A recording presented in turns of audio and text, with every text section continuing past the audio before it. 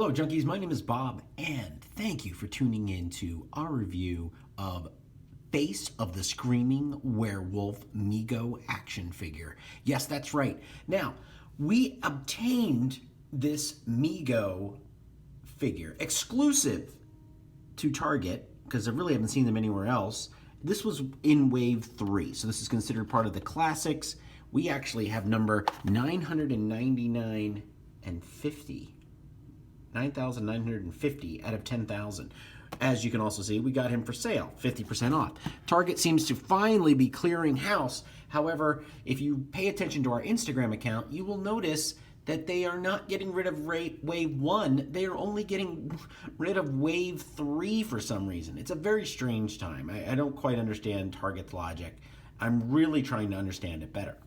But let's get into the review of the Wolfman. Now, I do happen to have Frankenstein and Dracula. I was thrilled to be able to pick up a second Wolfman so I could actually review him because I'm a big Universal Monster fan, and I know technically the Screaming Werewolf is not the Wolfman, but this is still a Wolfman figure. So it's part of Chaney Entertainment. Lon Chaney did play the Wolfman. I'm sorry, Lon Chaney Jr. did play the Wolfman in Face of the Screaming Werewolf. I've looked it up. It's not the best movie. However, there is a trivia question. So what was the other film Face of the Screaming Werewolf is derived from? And actually, it's called La Casa del Terror. So, thought, hey, let's give him a try. Do like Wolfman figures. I do happen to have a Mezco Wolfman figure in the likeness of Benicio del Toro. Unfortunately, I can't do a comparison today because he stayed locked up because he's with my Halloween decorations. But don't worry, we do have a comparison figure here. It's a bit of a surprise, and it's actually quite funny. So let's open this up here today. We have the classic packaging here by Mego. I mean, this is about as old school as you can get in the modern era. 14 points of articulation. Wolfman does have clothes and bare feet, which is also pretty cool. And a little bit of artwork here. We do see Lon Chaney Jr. here. Got Marty Abrams, of course. So this is fun. These figures have been tough to find. Now, the last couple of days that I've been to some Targets, I've been finding the Wolfman everywhere, which is hysterical because when I initially wanted the Wolfman back at Christmas time, he was impossible to find. And I think this goes with something with the toy industry that there's a problem with. They don't rotate their product. So the Wolfman was probably sitting in the back when he could have been sold. Now, I was lucky enough when I was looking for the Kiss figures that I knew the clerk who was working at the one Target and said, can you go back and just bring out anybody with that's Kiss? Is it Paul Stanley or Gene Simmons? I don't care, either one of the two. And he said, yeah, these are in the back. He's like, the pegs are full. They're not going to put these out. So there was a Target employee telling me what I already knew. They weren't going to put out product because to them, Amigo is Amigo. You can have 20 Sabrina the Teenage Witches and no Wolfman's out, and then you wonder why they're not selling anything. So there he is. Let's do a little zoom in on him. Instant pose. Now, we haven't really done anything to the Wolfman yet. But he does look good. I'll say that. He does look good, and he feels good, too. So, because this is like a cloth kind of outfit going on, he's got a little bit of Velcro right up here. Let's zoom him back out. And let's do a pose. Now, the one thing I love about the Migos that I've had so far is they've been really good with posing. Better than, some Marvel Legends that we've done reviews of. So, there he is. Let's see if I can get him a little bit more of a savage pose. He's a little stiff, to tell you the truth. His arms don't feel right. He's got a lot of loose seams coming out. So we've got some rips here. Wow, we got some rips here in the pants, too. So, love the fuzzy feet. Actually, I think they're helping him stand better.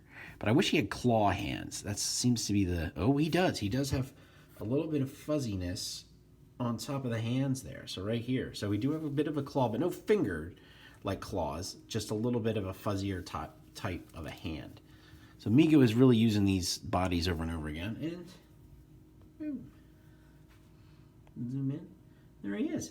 It's a solid figure. It's really easy to pose him. His head turns very well. We don't have it's still the rubber head, as you can see. I can squeeze it. It doesn't have like a lot of give. So Wolfman's got nards. So I guess if you turn this into a white shirt, you'd really have the Wolfman from the Monster Squad, which would kind of be funny. Just, yeah, look, his ears are even pointy like that. Didn't even think about that one until I just now. So you could have the shirt buttoned up because those movies were made in the 40s. You know, you had to cover his wolf dork.